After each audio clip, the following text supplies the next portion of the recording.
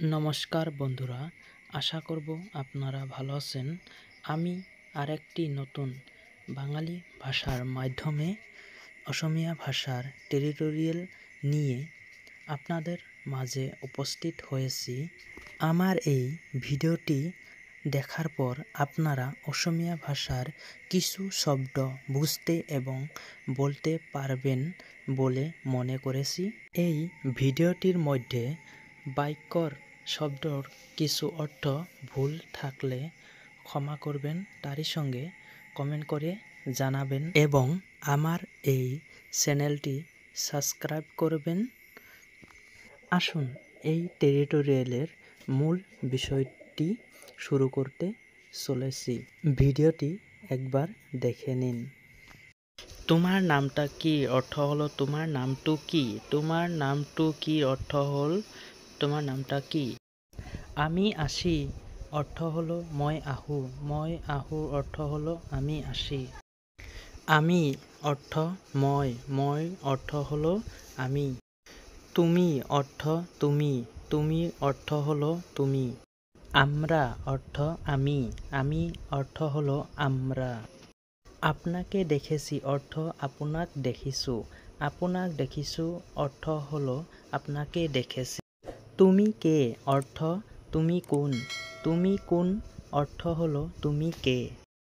আমি ভাত খেয়েছি অর্থ মই ভাত খালো। মই ভাত খালোর অর্থ হল আমি ভাত খেয়েছি। তুমি ভাত খেয়েছ অর্থ তুমি ভাত খালা। তুমি ভাত খালা অর্থ হলো তুমি ভাত খেয়েছ। আমাকে চিনতে পেয়েছ অর্থ মোক চিনি পাইছা।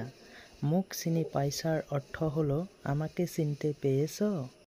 আমাকে অর্থ মোক। মোক অর্থ হলো আমাকে। আমি তোমাকে ভালোবাসি অর্থ হলো মই তোমাক ভাল পাওঁ।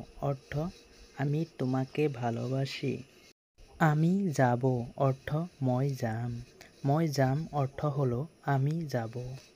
তুই কে অর্থ তই কোন। তই কোন অর্থ হলো তুই কে। তোর নাম কি অর্থ তোর নাম কি।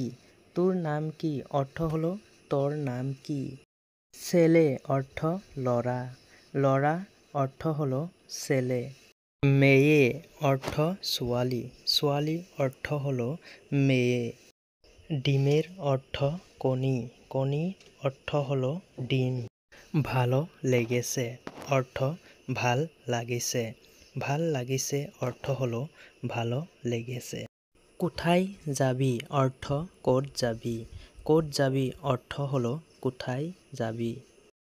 আশা করেছি আমার এই টেরিটোরিয়ালের মাধ্যমে আপনারা বাংলার মাধ্যমে কিছু অসমীয়া ভাষা শিখতে পেরেছেন। যদি আমার এই ভিডিওটা ভালো লেগে থাকে তাহলে আমার চ্যানেলটি সাবস্ক্রাইব করবেন এবং লাইক কমেন্ট করবেন।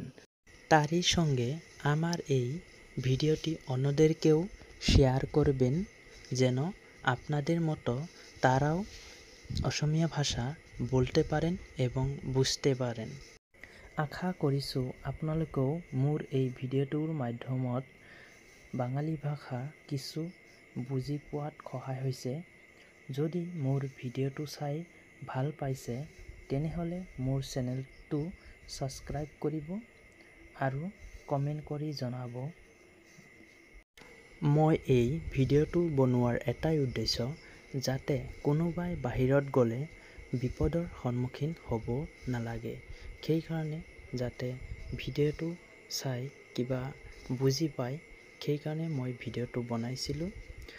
আৰু আপোনালোকে বিপদৰ সন্মুখীন নহয় আনকো যাতে মোৰ ভিডিঅ'টো শ্বেয়াৰ কৰি দিয়ে, তেওঁ যাতে বিপদৰ সন্মুখীন নহয়। ধন্যবাদ। জয় হিন্দ।